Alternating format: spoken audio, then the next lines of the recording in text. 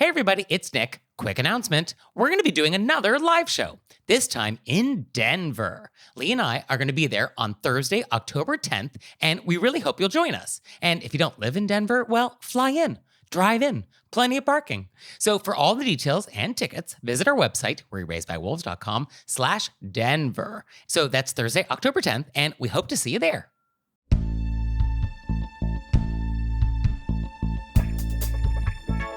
Do you serve things off the floor? Do you double down on wrong information? Do you take forever to buy chocolates? Were you raised by wolves? Let's find out. Here are things that can make it better when we have to live together. We can all use a little help. Some people don't ask themselves, were you raised by wolves? Hey everybody, it's Nick Layton. And it's Leah Bonema. And let's just get right down to it with our AMUSE-BOUCHE. Let's get in it. So this one comes from a listener who asks, is there a proper way to eat soufflé? From the inside out or outside in? With a spoon or with a fork? You know, when these questions come up, you immediately think, I'm sure now that the question has been posed, that I have been doing it incorrectly my entire life. I mean, that is often my assumption. Yes. That I've been doing it wrong. That you have been doing it wrong. Yes. I think it's fair. I would say Nick, but I think that's a good guess that I have been. So you've had a soufflé, though. I have had a soufflé. I do think that I've also had personal soufflés. I'm not sharing it with other people. Right. Yeah. That's likely. And I feel like I've gone fork. Okay. And I have gone outside in. Okay. Outer edge and then working yourself to the middle, the mushy middle. I go edge to middle, edge to middle, edge to middle. So if this were a pizza, you would be eating the crust first. Yes. Interesting. Okay. So what is a soufflé? Let's just describe it to somebody who may not have had one. Eggies. It is eggy. That's right. And basically, it is some sort of base of some sort. And then that base is folded into egg whites. And then you bake it. And because the egg whites have been whipped and are fluffy and are full of air bubbles, as it bakes, those little air bubbles expand because physics. And so this whole thing sort of rises and it creates this texture, which is often described as a soufflé-like. Fluffy. Puffy, airy. And it comes from the French verb, which basically means like to blow or breath or inflate or puff. Yes. And so that is what this creates. And even if you haven't eaten one, you've probably seen it. It often comes in like a white porcelain ramekin dish type thing, straight sides. And then the soufflé itself, because it rose during baking, is sort of like above the edge of the dish. So it like puffs up like another inch or so. It's like the dish is wearing a hat. It is like a little chapeau. Yes. A petit chapeau. Yes, exactly. Oui. And so it's delightful. It is a great dish. It's tasty. The texture is so unique. It also has this sort of temporal quality to it because you must eat it immediately. It cannot wait because otherwise it will deflate. And so there's sort of this urgency, which is kind of fun. It's very much like the Swedish pancake, which my father used to make us at breakfast, which puffs up in the oven. And then as soon as you cut it, whoop. Yeah, exactly. And they come in many different flavors. So there's going to be savory, very common would be cheese, and then very common that it's a dessert thing. And often you'll see chocolate, vanilla, Grand Marnier. This is very classic. And you're probably only going to encounter this in a restaurant at this point. Very rare is the home chef that is going to serve a soufflé at a dinner party in their home. Not that you can't, but I think a lot of home chefs just like would not attempt it. Yeah, I mean, you're an artiste if you're doing a home soufflé. A soufflé artiste. I mean, honestly, they're actually not difficult. You could do it. You just have to learn a little technique in terms of like how to sort of fold properly, the proper way to whip egg whites. But I think if you just like put your mind to it and watch enough YouTube videos, you could definitely do it. Like you absolutely could do it. Now I just want to do it. I just want to be like, I made the soufflés. Yeah. Oh, I mean, and there's nothing more impressive at a dinner party than like, I made a soufflé. Yeah. And it turned out great. And that's everybody's homework. Make a soufflé. Very casual. Make a soufflé. I love eggs. Yeah. Oh, and you like chocolate? I've never had a sweet soufflé. I've only had savory soufflés. Interesting. Okay. So what's interesting also is that soufflés are actually not necessarily in fashion anymore. They were very big from their origins in France in like the 18th century up until like the 1970s. For whatever reason, once we get into the 1980s, we just aren't doing soufflés as a society, at least in the United States. I think it got replaced by the molten chocolate cake. Oh. Can you picture this? Right? Because like that was the dessert of the 80s. In my mind, like that is the dessert of that decade. That's Wall Street, molten chocolate cake. And so soufflés, yeah, they just became sort of fussy and this sort of passe thing. Kind of went the way of pasta salad and sun-dried tomatoes and all of these ingredients that sort of come and go in our lives. So in a restaurant, though, you will often be served an individual ramekin soufflé. And let's say this is dessert. And you will be served this thing, and it may come with like a little sauce on the side. You might actually get like a little pitcher of sauce. And it may even come with whipped cream. And so what do you do? How do you eat this? See, what's so funny is because I've only had savory soufflés. I went fork. Right. But with a dessert soufflé, I would go opposite. I would go spoon, and I would start in the middle Okay. and work my way to the side. And what do we do with this pitcher of sauce? What do we do with this whipped cream? I would pour it directly into my mouth. Okay. And then That do a was little not on my whipped cream list. on. Was that not on the list of options? Well, I guess because it would just slide down and then it would go off the side of the ramekin. So do you have to make like a little hole in the middle for the sauce? Interesting. I mean, I love the problem solving techniques that we're using here. Okay. Just for a moment, let's go to that cheese soufflé, savory soufflé you just mentioned and how you wanted to use a fork. That actually would be considered correct, especially if it's being served with like a salad. You know, very often you might actually have like a luncheon where there's like cheese soufflé and salad, in which case, yes, you're going to use a fork for the soufflé because we are not going to be using a spoon for our salad. And so, yes, fork makes sense. You would also use a fork if the soufflé itself is a texture that requires it, like it's a particularly robust soufflé, really hearty, really sturdy, or it's a soufflé that has other things in it. Like sometimes it's not just like cheese, it might actually have like chunks of something. It could be a fish soufflé, in which case there might actually be like pieces of fish in there, in which case, yes, I think a fork might make sense. But when it comes to dessert, yes, spoon is the thing. And you talk about a little hole, correct. Yes, you what is will happening? take your spoon and like you're going ice fishing, you're going to carve a little hole in the middle, maybe an inch and a half, depending on the ratio of the ramekin we're dealing with. And you're going to create a hole large enough to pour the sauce in. So we are going to create the hole, and then we're going to take the sauce, pour it in the hole. If there's whipped cream, you can also add that on top. And then what you do is kind of up to you. For me, I like to have elements of each texture in each bite.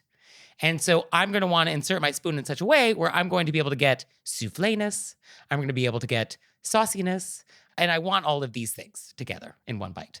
And so I might actually kind of go equidistant from the middle to the edge so that I'm kind of getting all of these textures all at once.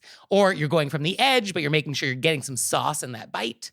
I mean, that's my technique. If that's not what you want, I feel like soufflé, do it your way. Soufflé, do it your way. I love it. When something rhymes, you know it's real. Yeah, it becomes true if there's rhyming. But I would want a little bit of everything in my bite. Yeah, I mean, I think soufflé is about texture at the end of the day. And so I want to experience all these different textures. I mean, sometimes I just want to experience the soufflé texture without sauce, in which case that might be that bite. Sometimes I might just want a real saucy bite, in which case that's what that is.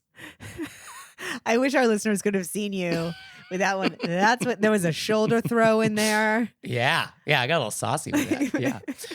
And actually, there is a version of soufflé which is cold soufflé, which instead of using heat in the oven to sort of create that texture, it actually uses gelatin to sort of set up. So it is still that egg whitey texture, but then gelatin gets added and then goes in the fridge. And so it's sort of chilled and sort of delicious. And this is a great dessert thing.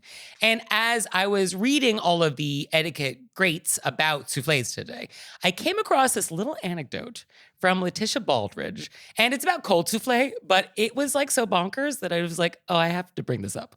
And so she had a book in the 80s called The Complete Guide to a Great Social Life. And by all accounts, Letitia Baldridge she really nailed like home entertaining. Like I think she was probably great at it. And I think going to dinner at her house was like definitely a memorable experience. Yes. But she tells this story, which is, quote, I will never forget one night when we had a U.S. Senator and the ambassador from Great Britain and their wives coming to dinner. The serving waitress called in sick just before she was to arrive, so I had to go it alone as both cook and waitress, with Bob, that's her husband, handling the drinks. Things went splendidly until the dessert, when I took my prized strawberry souffle from the fridge. It slipped from my hands and spilled forth in one repulsive pink sludge all over the kitchen floor. When I tried to scoop it up, the souffle part of it fell. The texture had completely changed. It was a gelatinous, runny mess. I thought for a second, then rushed to get 6 large brandy snifters and scooped it into those. I mixed a scoop of vanilla ice cream into each brandy snifter. It made the pink stuff look better. Added 2 large strawberries on top of each one and brought it in as my pièce de résistance. The moral of the story is, as long as your guests do not see what you have done to their food, they will think you are a great cook. In other words, don't tell them. This makes me like her so much more. I mean, I love this. Mhm. This for me is bonus points. You know, I think this is fantastic. I mean, the moral of the story is that if you go to Letitia Baldridge's house, she's going to serve you things that spilled on the floor and then not tell you. Yes. That's the moral of this story. Yes, I love that. Please don't tell me. I mean, did she scoop up the souffle off the floor and then put it in brandy snifters? Yes, I mean, that's exactly what happened. I mean, But because it's Letitia Baldridge, I'm sure she observed the 5-second rule. She acted fast. yeah, okay, all right. Or, I mean, is there a world in which there was maybe some souffle left in the dish after it spilled? No. That was not on the floor? Because then she wouldn't have had to not tell her guests. Yeah, it would not really be a secret, would it? Yeah. Imagine how clean these floors are, Nick. These are clean I'm sure they were floors. very clean. I would like to assume that there was some remaining souffle in the souffle dish and she used that to create a new dish. Oh, you're kidding And that yourself? You're fooling yourself. Souffle on the floor is not what we're talking about, and that's just sort of a misreading. You're fooling yourself. It's very funny. It's very funny. Yeah, I mean, whatever it is, I do love that this is totally her vibe. Like, I can't imagine Emily doing this. No. Judy would never do this. Like, Judy would never. no, Letitia really has her own lane. And so I appreciate that. I really like Letitia's lane. You know, because Yeah. we all drop things and you're in a pinch. So souffles, I feel like it's a great dish. If you've never had one, I think you should try them. And they're not that difficult to eat once you have some tricks. Fantastic. That was a stretch. That deflated pretty fast. Ooh, Nick. Yes. Yes.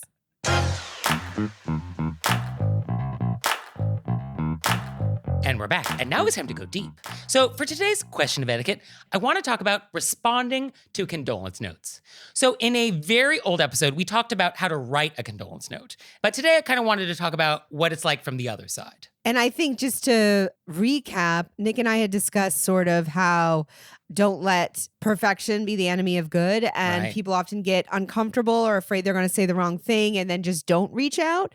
And how the best thing is to just reach out, whether it's a phone call or a voice memo or a text or an email or a card, just to let people know that you're thinking of them. Like I recently left a message for somebody because I didn't know what to say. And I said, obviously, no pressure to call me back. I just want to let you know I'm thinking of you. You know, I'm here. I don't even know what I said. You know, you sort of like black out because you're just trying to tell people that you love them. And I wanted to make sure they knew I'm not giving them any work back. This was just that I wanted to reach out, say I love you. I'm thinking of you. I'm here if you need me. Please don't feel like you have another job of getting back to me. Yeah, it's a reach out and it's a one-way thing. It's just like, hey, thinking of you, just want to know I'm acknowledging that this thing happened. And that's enough. That's enough. But we want to do something. I don't think we want to do nothing. But for people who receive these, there's often the question of like, oh, how do I respond? What's my obligation in terms of etiquette? And we get a lot of questions from people on this topic. I mean, quite a lot of people write in about this. And a very representative email just came in, and it's quote, "My mother recently passed away, and while I'm trying to mourn and find my new normal, an individual, let's call her Lisa, told me that I had to send out a thank you card to everyone who attended my mother's memorial service and signed the book. Then she proceeded to tell me that this needed to happen within 7 days of the service. I'm sorry, what? I'm in a fog. I'm sitting on endless hold with Social Security, and now I'm expected to write thank you notes to 200 people, most of whom I don't have addresses for? Is this standard? I was arguably raised by wolves, but I feel as though I've come leaps and bounds since finding your show. I've started with those who sent flowers or have given our family meals and thoughtful treats, and I've addresses for those who've sent cards of sympathy in the mail, so I'm able to mail them thank you notes. But what do I do about everyone else? Is Lisa correct? Please help." I would say no, Lisa is not correct. Yeah, Lisa, what are you doing?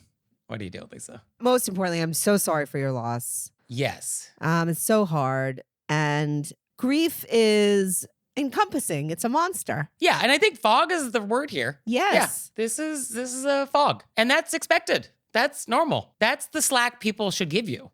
And so Lisa is not giving you any slack here. And anybody who's been through it, like I don't even expect an acknowledgement when I'm leaving notes or calling people for sympathy. And I'll say to them, do not feel you need to respond because you're going through so much and people just want to show up for you. To then expect to have to do something back it's too much. Yeah. So I feel like Lisa, not correct, also not helpful. Not helpful. You know, even if that was the rule in some world, for somebody to like make you feel bad about that, like that's also an etiquette crime. So like that's a double whammy, but that is not the rule. So this is, what do we do with this? I mean, I just think take that off your plate. For sure. So let's talk about what the rule is, quote unquote. It is true that you should acknowledge people who have done a kindness for you, which you've done. You've actually already said you've actually acknowledged people who like sent flowers or brought food for you. Like, that's great. And how you do that is up to you. Right? You could do that in person the next time you see them. So if you see these people a year later, be like, hey, thank you so much for that casserole. I really appreciated it when my mother died. That can be verbal. That could be a year later. That could be great. You can text people. You can email. Sure, you could do the handwritten note if you want. You want to just acknowledge that kindness. But let me be clear. There is no deadline for this. Definitely it's not 7 days, but also there's just no deadline for this. You know, you do it when you're ready, whenever that is. I can't even imagine like your parent passes, which is like one of the biggest relationships in your entire life ever. And then you have to deal with the grief. And then it's so much administrative work. Yeah. You have all this stuff that you're not equipped to deal with in this headspace. And then somebody's like, oh, you have 7 days to get addresses for people who you don't even know where they live and then write them each notes. What? Yeah. No, I mean, that's totally bonkers. It's bonkers. And also, chances are, even if people did bring flowers or treats, you may not remember that they did that. You may not remember who brought what. I mean, it is a fog. And I think everybody gets that, and that's fine. Like, if I brought you a casserole and you never sent me a thank you note, I'm in a great place with that. I would not hold that against you at all. It would not even hit my radar that you hadn't acknowledged it. Because it's like, I just want to do this nice thing for you, and that's the end of this transaction. I am not expecting anything back from that, and I think everybody else feels the same. I think everybody else feels the same. Except for Lisa. Lisa's the only person I would actually write a thank you note to because she's expecting it and she's expecting it now. I wouldn't write it to her either, to be honest. Oh, really? But I want to say not only are people not expecting it, people don't want you to feel like you have to do something. And that's why they are sending flowers, showing up, bringing you food because they want to help. And I'm sure all of your friends wish they could help more, but they just don't know what to do. So the last thing they want you to do is to then feel like you have to do something else. That's a great point. Yes. I mean, nobody who cares here about you is actually then going to make you feel bad on top of that. Like that's not what anybody wants. Yeah, that's a great point. I'm sure Lisa probably cares. She just cares in this way where she's like, these are things that have to get done. And she just doesn't, we don't need to take her directions. And I would imagine that in Lisa's life, she does derive comfort from sort of structure. Yes. And I would imagine if she's had a loss in her life, she may have found that the structure of like, oh, I have something to do. I have to write these notes that'll sort of occupy myself, or that'll make me feel better, or that will somehow bring me comfort. She might have done that for herself, and that's fine. I think the issue here is that she is sort of assuming that that's also what you want and need at this time, and that is clearly not the case. Yeah, I think that's a very astute point. I was thinking that I think some people need, I'm going to do this next, and I'm going to do this next, and I'm going to do this next, and that helps them. Yes. So she's probably that type of person. Yes. And I think when we think about death in general, one of the comforting things about traditions, whether it's a religious tradition or cultural tradition, is that it does give you a bit of a template to follow. And there is comfort in that. That's like, oh, when somebody dies, this is sort of the plan. This is kind of what we do. And so I can see for Lisa that, oh, writing notes, that's part of the plan.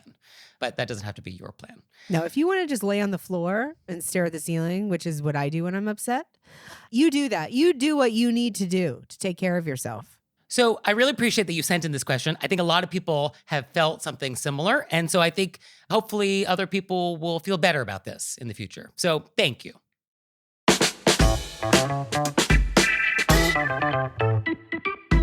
And now it's time for Intermezzo. Intermezzo. So we are doing another live show. What are we? We are, Leah. We sure are. And this time we're going to be in Denver, Colorado. On Thursday, October 10th. That's right. So go to our website, wereerased-by-wolves.com, and click the link at the top and get yourself some tickets. We want to see each and every single one of you there. Every one of you. Yes, it's going to be like Romper Room, and we're going to start naming names. Roll call. Roll call. Yeah, exactly. I see Marsha. I see Chris. I do not see Brad. Not yet, Brad. Buy some tickets. Can you imagine if we just listed off every one of our listeners? We'll do it. Don't make us do it. We'll do it. Don't make us be alone. Yeah, so please come and see us in Denver. It's going to be a great show. Gonna be so fun. And now it's time for an intermezzo. Intermezzo. So this episode is brought to you by Acorns. And that's acorns with an S. Not singular. I would like many because it's an investing app. That's right. And Acorns makes it easy to start automatically saving and investing for your future. And you don't need a lot of money or expertise to invest with Acorns. In fact, you can get started with just your spare change. Acorns recommends an expert-built portfolio that fits you and your money goals, then automatically invests your money for you. So head to acorns.com/WYRBW or download the Acorns app to start saving and investing for your future today. Nick, you got to read the fine print. Okay, this is a paid non-client endorsement. Compensation provides incentive to positively promote Acorns. Investing involves risk. Acorns Advisors LLC, an SEC registered investment advisor. View important disclosures at acorns.com/WYRBW.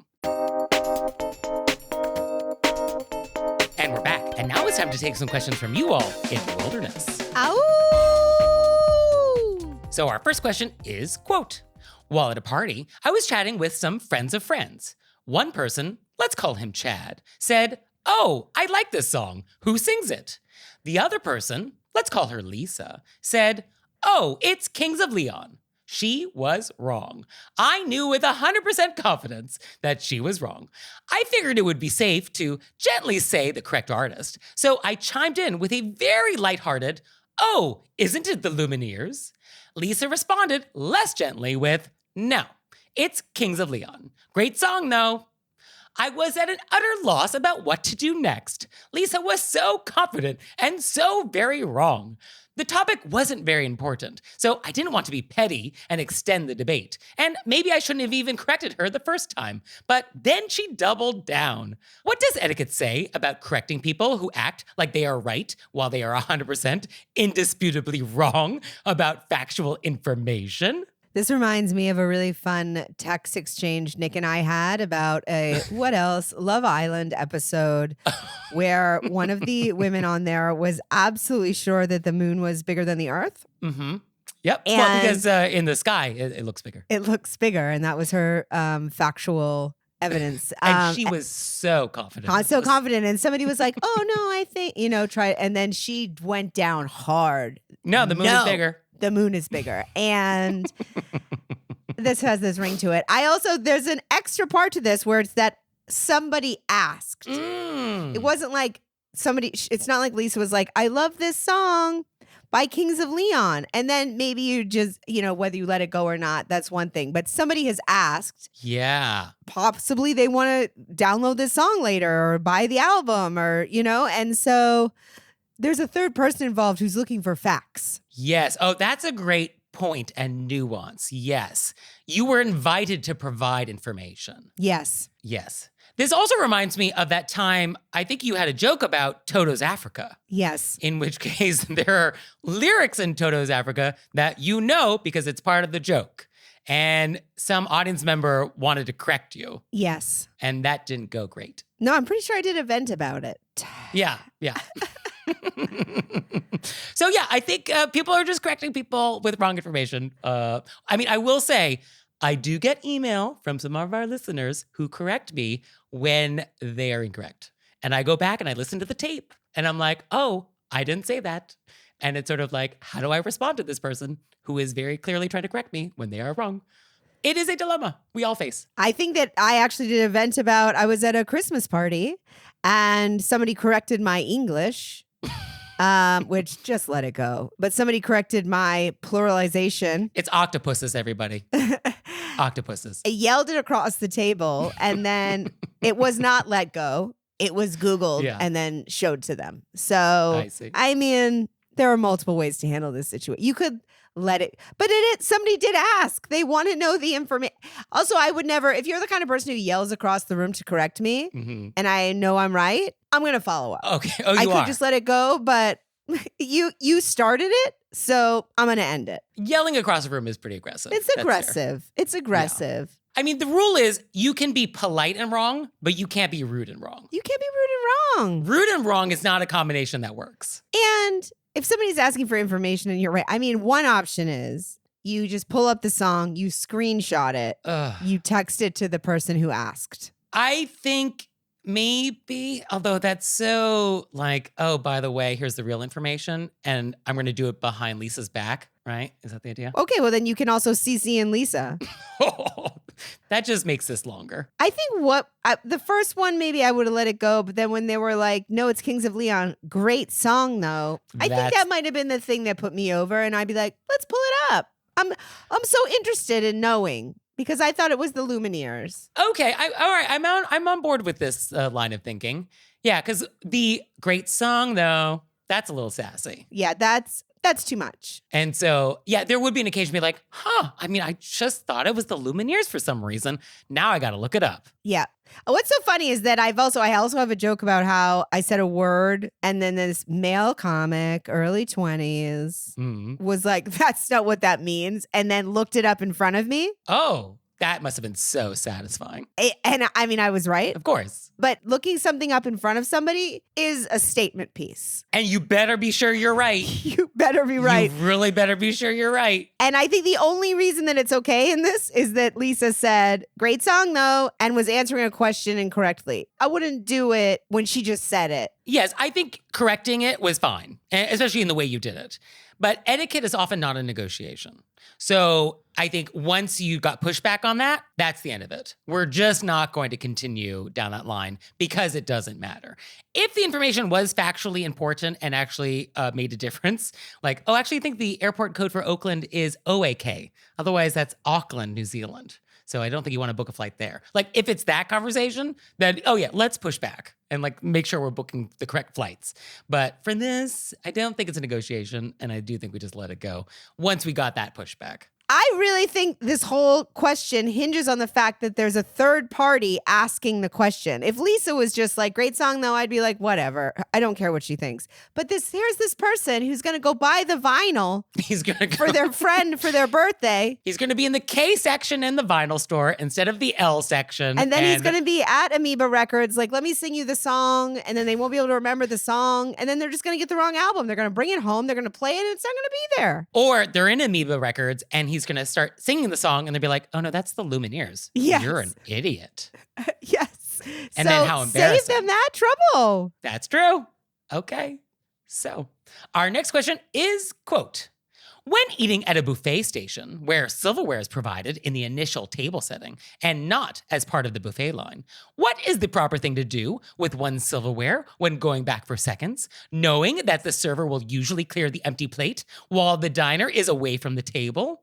Should I leave the cutlery on the table? Seems unsanitary.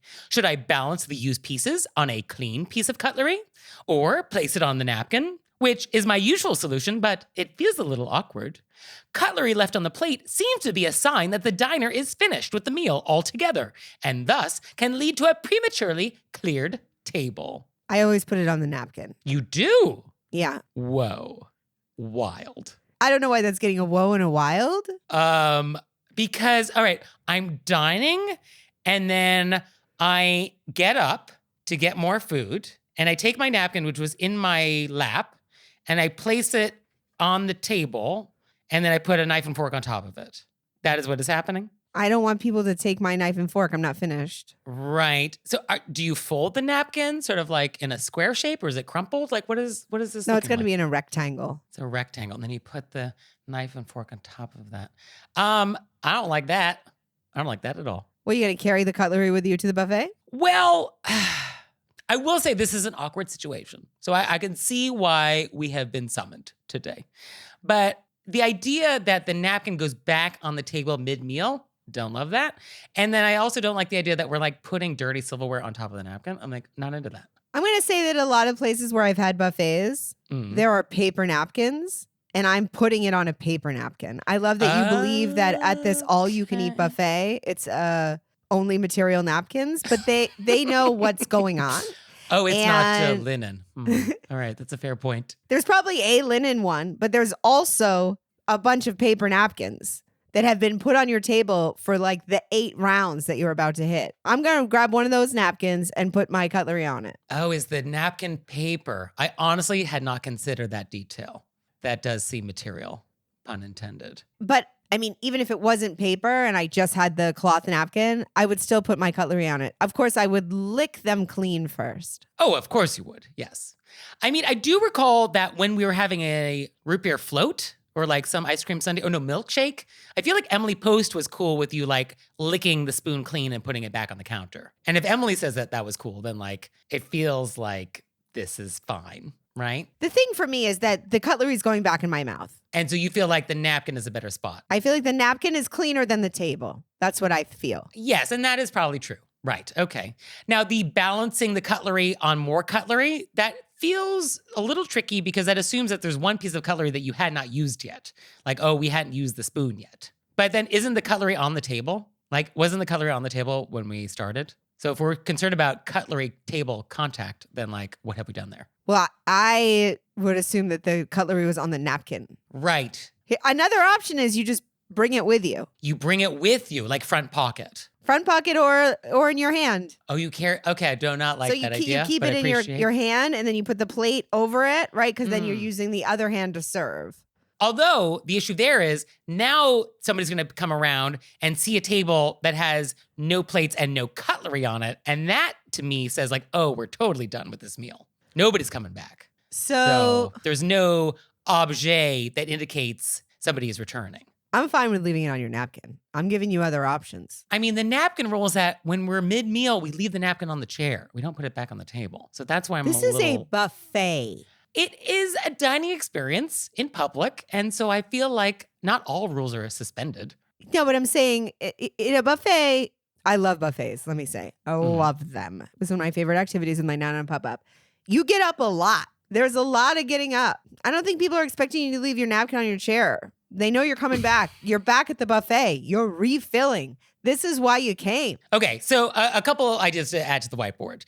Do we all leave the table at the same time, or does somebody hold court? Is that possible? I like somebody to hold court. That way you don't have to worry about your bags. I do recall being at Valentino's in Omaha, which is a buffet-style restaurant, and they had laminated cards on the table. And so one side says, we'll be back. And then the other side said, we're done. And so you would leave the card on the table to just indicate to the restaurant your status. And so I feel like buffets should just have this available. But if they don't, I think you should bring your own card. Yeah, but even if the card is there, where are you leaving your silverware? Well, then I would just ask for a new silverware. Because like the concern here is that I don't want to have my table cleared and my table to like be given to somebody else, right? Isn't that the main concern? No, they're not going to take the table away. They're just afraid that they're going to clear their cutlery. And that they'll never get more cutlery ever again. Oh, for me, I felt like the main concern was like, oh, you're going to clear the table and then reseat somebody there. I don't think so. I think they're afraid that they're going to take their cutlery. Oh, it's just a cutlery issue and that there's no more in the back. I was going to say a lot of places bring you fresh cutlery every time you get a new plate, but because this person seems to want to keep their cutlery, I was assuming that this question was about wanting to keep their cutlery, not about losing the table, because in buffet places, people know people are coming back. Okay. All right. I still think you can bring your own card, though, that indicates you'll be returning. I think everybody should just have their own laminated card at home that they bring.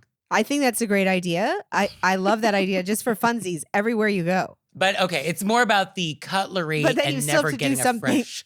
Okay, here's my final answer. Okay. We have a side plate, we have a bread plate. If we don't, we ask for one, and we use that as our dedicated cutlery station when we are abroad. Okay. How's that? That sounds great. It gives us a surface, which is not the table, to place cutlery. It definitely sends the signal that like, oh, we may return, and harmony will be restored to the universe. I think it would particularly work if you had the I'm going to be back laminated. It does help to have a I will be back laminated card. Maybe we should offer those in our store. the word you raised by wolves buffet indicator. Yeah. All right. Look for that in the store soon. I love it. So, do you have questions for us about buffets or anything else? Let us know. You can let us know through our website, wereraisedbywolves.com, or you can leave us a voicemail or send us a text message, 267-CALL-RBW. And now it's time for an intermezzo. Intermezzo. So, Leah, have you heard about the Lisa Show podcast? I have heard about it, Nick. So, you know, it's like having lunch with your best friend. It's hosted by Lisa Valentine Clark, the comedian, actress, writer, and solo mom of 5. She's busy. And the vibe of the show, it's self-help, life help, and inspirational. And you'll laugh, you'll cry, and you'll come away feeling ready to face the world. A recent episode is how to regulate mom anxiety and kids' big emotions. And then there's also 3 tips for finding passion and new purpose. And then there's one about how to decorate authentically. So this show is for those interested in learning and laughing more, or those wanting to make life better for ourselves and those around us, or those just wanting more positivity, humor, and real talk in their lives. Yes, during the pandemic, Lisa lost her husband to ALS, and she talks about how her community of friends saved her, and so she wants to build a community to help other people. So find The Lisa Show wherever you get your podcasts. Mothers know all about life's tricky transitions. Thankfully, Ollie helps you prioritize wellness through every age, life stage, or magnificent mood change. Need a multitasking multivitamin that keeps up with you? How about an essential prenatal for you and baby? Ollie's got you through it all. Life's tricky. Your wellness routine shouldn't be. Get what you need at ollie.com.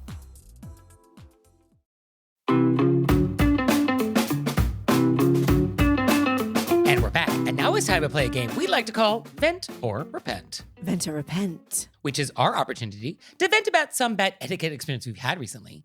Or we can repent for some etiquette faux pas we've committed. So, Leah, would you like to vent or repent? I want you to know that I almost repented. Okay. Then I realized I actually don't feel bad about what I did. Okay. So no remorse. Okay. So we're going to vent today. So, which was a weird feeling in and of itself. But Welcome to the dark side. I was being authentically me, and so I don't feel bad about it. So I'm going to vent. Okay. What has happened? You know, and I realized that this is similar to another one I've had. I clearly have very specific things that set me off that are all along the that same is clear. theme. Mhm. And Who didn't wave in traffic this time? I'm glad that you brought that up. Is it okay?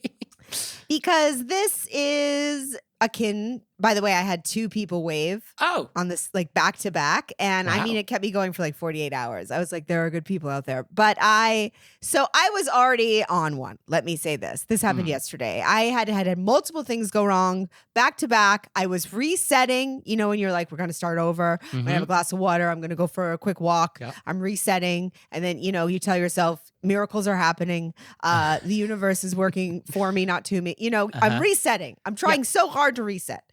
And I'm out running errands and I'm in a very busy parking lot. Like there's 800 stores, obviously exaggeration, but at least 10 big store, very busy parking lot. People are, people step out everywhere.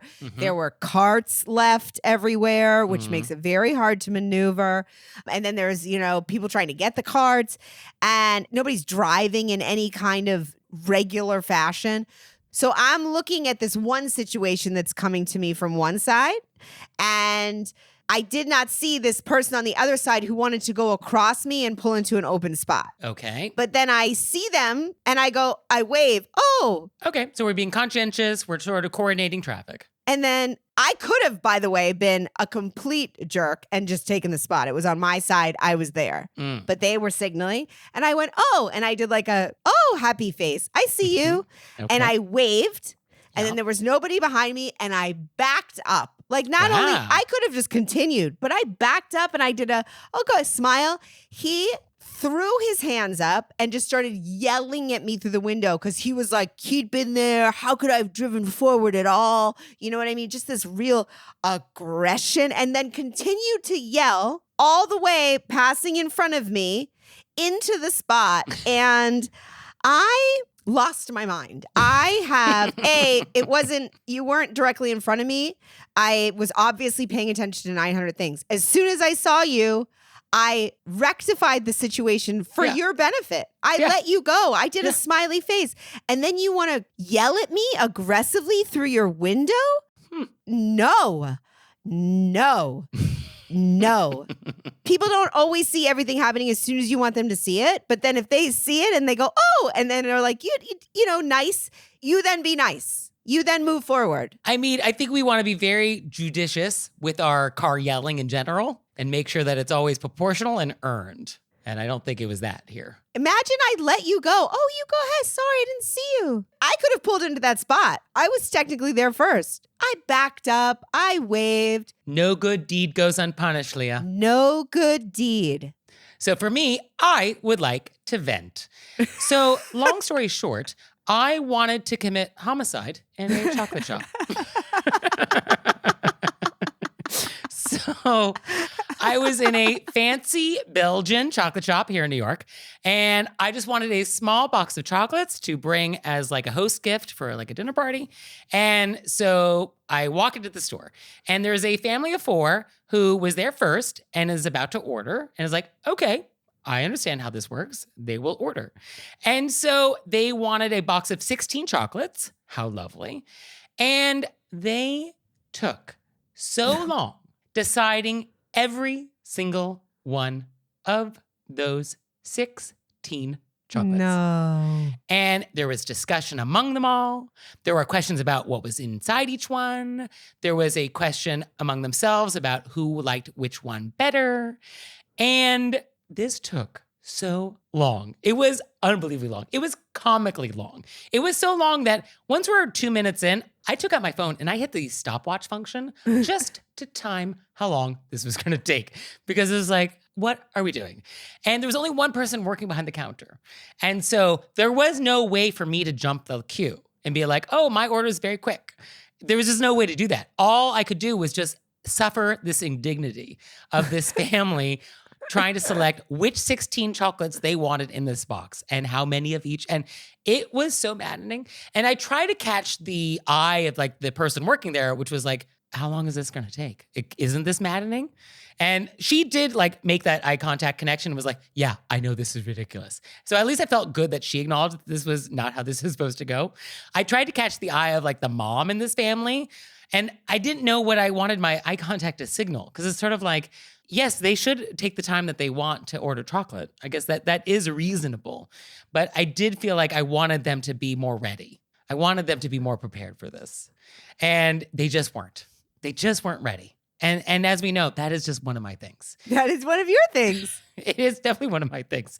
And so all I could do, because like when you endure something like this, you can't just walk out of the store and just be like, oh, that was the end of that. And like, I'm at peace. And so all I could do was, as it was my turn finally, after 96 hours of this, I decided, because they were still in the store, because obviously these are not fast people who decided to dash from the store immediately when they got their bag. I decided to give my order so crisply, so succinctly, so demonstratively, this is how this should be done, people, sort of way, that's all I could do, which was just like, hi, I would like to have 3 each of dark chocolate, cappuccino, champagne, and raspberry. It's a gift if you could wrap it up. Thank you. 1 sentence, 1 breath, done. And as I said that, I did turn to make eye contact with the family, which was just a sort of in case you were wondering, that's how that should work. And was that rude, that glance? Maybe it was a little provocative, but I'm prepared to accept the consequences for that. I love that this story started with a committing homicide in a Belgian chocolate It was shop. so maddening because, I mean, what questions do you have about the dark chocolate? Really, honestly. Like, they're all good. They're all going to be fine. You can't go wrong. Just pick. Thank goodness we have this show. I really, honestly. No, I mean, as this was happening, and I had a lot of time to think about it, knowing that I could tell you and everybody about this did make me feel better. I mean, it is why I did not actually commit homicide that day. There was no death by chocolate on that day. Yeah, no. This would be a great sketch. I mean, like an actual drawing sketch. Oh, yes. If anybody wants to illustrate this, send it to us. Yeah, if we have any artists in the audience, I would love to see this depicted in pictorial form. Because it's so visual. But I got to say, the chocolates are good. So, I mean, worth the wait? I guess maybe. Worth the wait. Yeah. Because we also got a great story. And we got a story, even though I had to suffer to get it. Isn't that the way? There would be no comedy without that way. Let's be honest. Yeah, no, that's true. Yeah. What is it? Tragedy plus time equals comedy? This was a lot of time. You timed it. Yeah, no, I literally timed it. Yeah. So it did reach the point of comedy.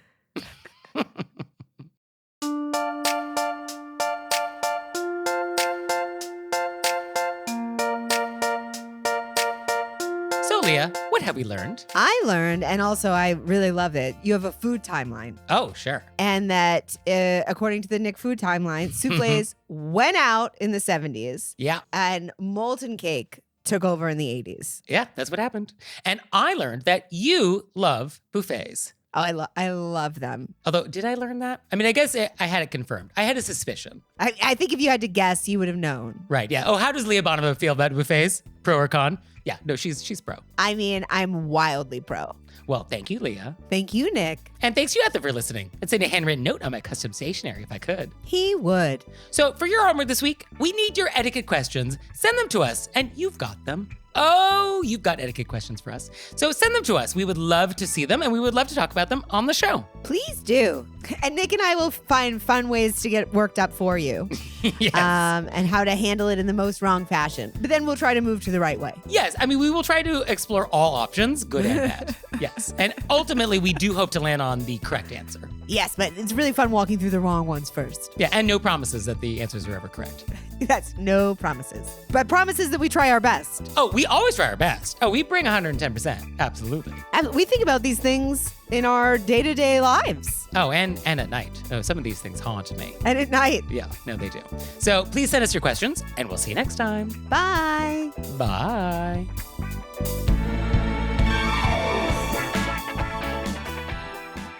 All right, Leah, it's time for Cordials of Kindness, the part of the show that you make us do, but I only give you 30 seconds to do it.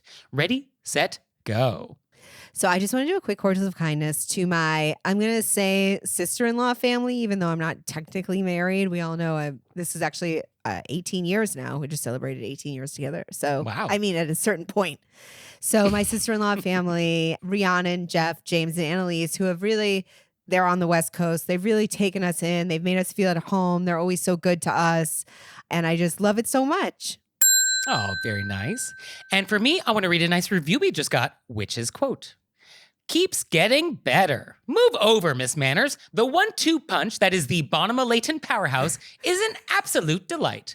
And they say etiquette is dead. 6 stars out of 5. That's a framer. Right? Oh, that's very nice. And so thank you for that. We love nice reviews. They really make our day. So if you have not reviewed our show or want to update a review you've already left for us, please do so because we see them and it gives us the validation that I crave. I love that so much. It's so nice. I also love that the use of our last names together. Mm-hmm. I mean, it was noted Bonham that it was Leighton is a 1-2 Bonham punch. Leighton rather than Leighton Bonham, but we can discuss that. I think it's just in alphabetical order. Is that what it is? Okay. Yes.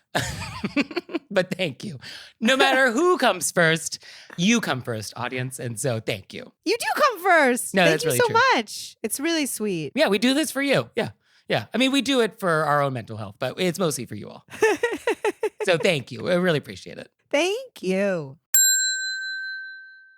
Oh, Leah, one more thing. What? Have you signed up for Patreon yet? I have. Me too. You out there, have you signed up for Patreon yet? No? Well, go to our website, wereraisedbywolves.com, click on monthly membership, check it out, because we would really appreciate it if you'd support our show. We love your support. We would. So please do that, and we'll see you next time. Bye. Bye.